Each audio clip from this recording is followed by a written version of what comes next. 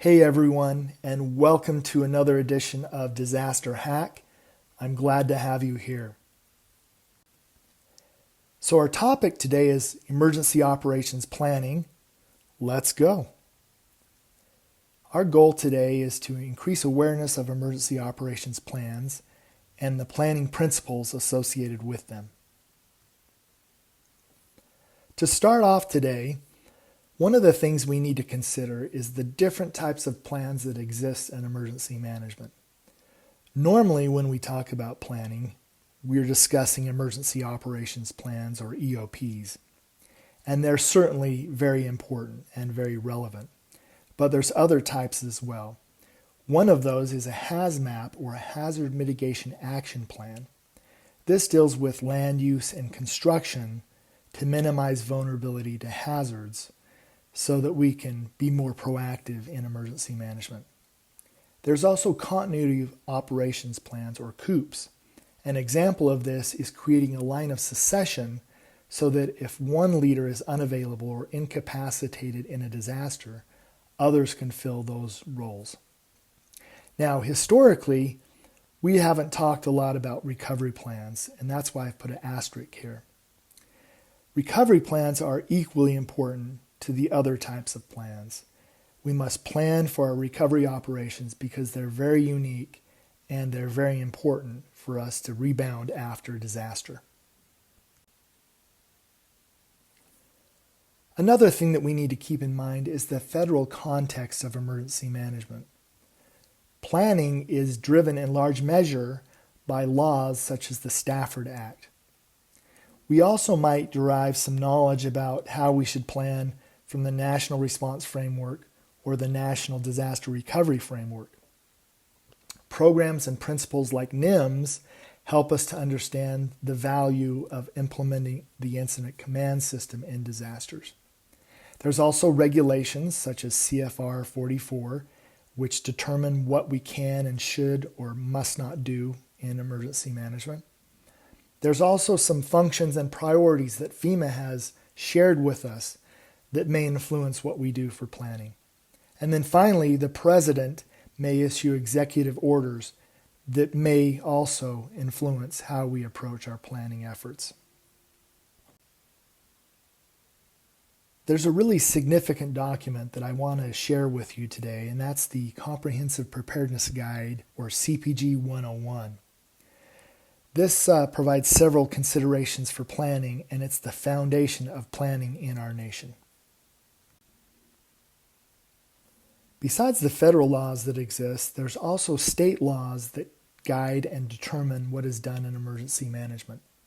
Each state has its own law that governs what emergency managers do. In California, it is known as the Emergency Services Act, and in Texas, it's known as Chapter 418. Now, counties and cities also have laws, codes, and ordinances that they follow. So, for example, in Phoenix, it is known as Chapter 11, and in Miami-Dade County, it's known as Chapter 8B. Once we understand the legal foundation of emergency management, we're ready to begin the planning process, and that usually starts with a risk assessment. I'm not going to spend a lot of time on risk assessments today, but it's important to remember that we need to be aware of what could occur, the probabilities and the consequences of various types of hazards, whether it's a natural hazard like an earthquake or a tornado or a flood, or a technological event like a chemical explosion, or perhaps we could be faced with riots and terrorist attacks.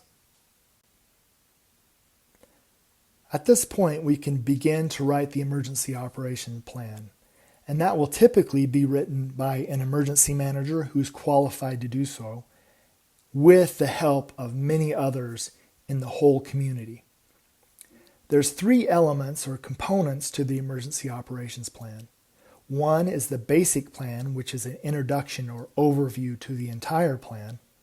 Secondly, there are annexes, and these annexes may be of two types. A functional annex, which would focus on things like warning, evacuation, sheltering, debris management, or mass fatality management, or they could be hazard specific.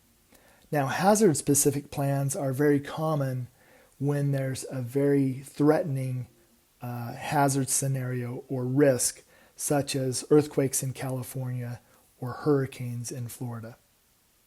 The final section, or appendices, includes supporting information for the plan. So this could include a contact list or contracts or maps that would help to explain and provide further information about the plan.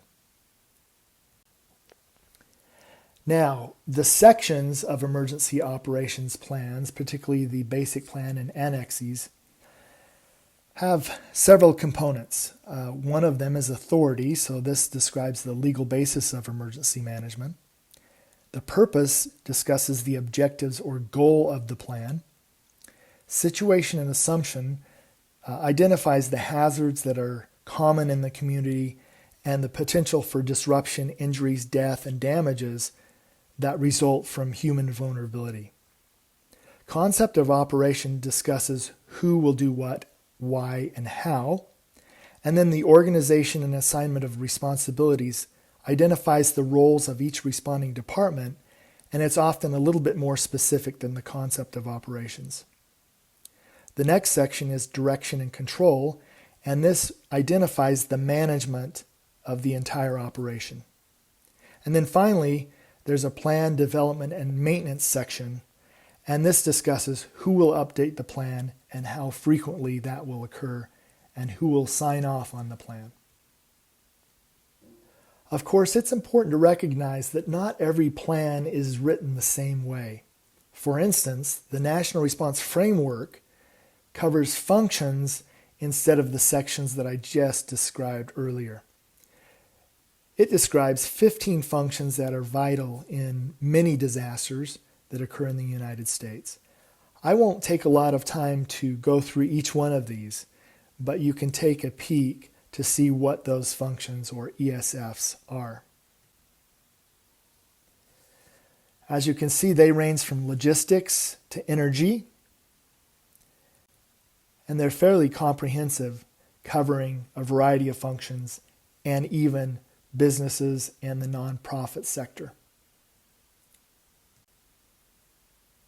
We mentioned earlier that recovery is different than emergency operations planning, and the federal government has provided RSF's recovery support functions as part of the National Disaster Recovery Framework.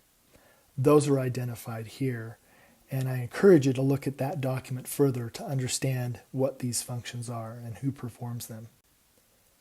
That brings up the next comment, and that is that there are primary agencies and support agencies that are involved in emergency support functions or recovery functions. So there's primary agencies. So for example, in terms of transportation, the Department of Transportation would be responsible for this function. But there's support agencies. So for example, at the federal level, the U.S. Postal Service could help and assist because it has lots of vehicles to get things moved from point A to point B. So keep in mind that each support function or recovery function has primary agencies and support agencies that fulfill roles in those regards. Now, there's a few other principles I want to discuss, and one of them is avoiding the paper plan syndrome. It's very common in emergency management to think that we're ready for a disaster because we have written a plan. We saw in Hurricane Katrina that this jurisdiction had a plan, and it was actually very detailed. Unfortunately, they weren't able to implement the plan, and that magnified the impact of a disaster. So having a plan is not enough. In addition, it's important to recognize that the content of our plan needs to be based on accurate assumptions. I would refer you to this book by Lee Clark, Mission Improbable. And he says that sometimes our emergency operations plans are fantasy documents. And what he means by this is that they're based often on false assumptions or an expectation that we'll have the capacity to implement the plan when that's not always the case. This is a great read. I would encourage you to look at it. Now, the other thing I want to mention is that there is a lot of research that has been conducted on planning in the past, and one of my favorite scholars is E.L. Quarantelli, and he's written an article looking at the principles of planning. And he says the following, that we need to focus on the process. So it's not just about writing a plan, it's about learning as we write the plan and making connections with others.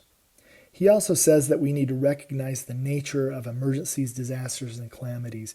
These are all very different, and they have different implications for planning for those events. He recommends that we look at generic versus agent-specific plans. So in other words, he advocates that we look at functions rather than hazards themselves. He asks us to avoid command and control approaches. He stresses collaboration instead.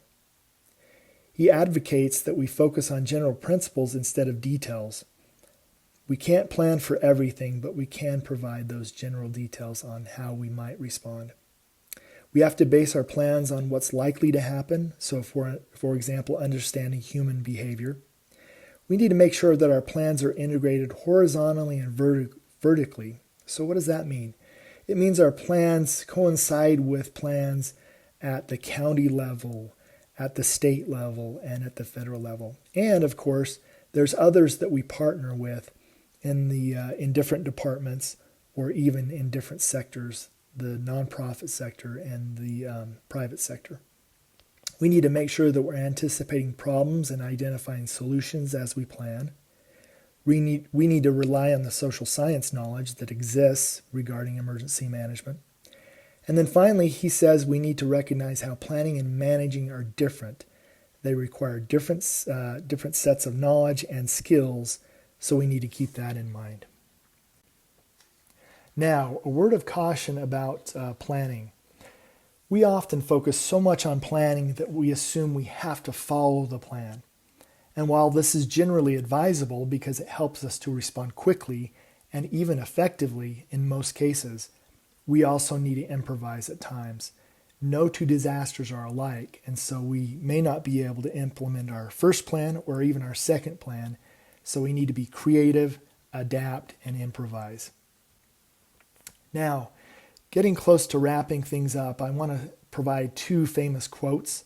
I believe the first one was provided by Ben Franklin. He says, "Failing to plan is planning to fail." We need to keep that in mind. And Dwight D. Eisenhower said, "Plans are nothing, but planning is everything." And what he meant by this is what we're learning from the planning process and who we're interacting with. So to wrap up, planning, emergency operations plans, recovery plans are vital for emergency management. And we need to keep all of the principles that I've mentioned in mind as we go forth in emergency management. Thanks and good luck.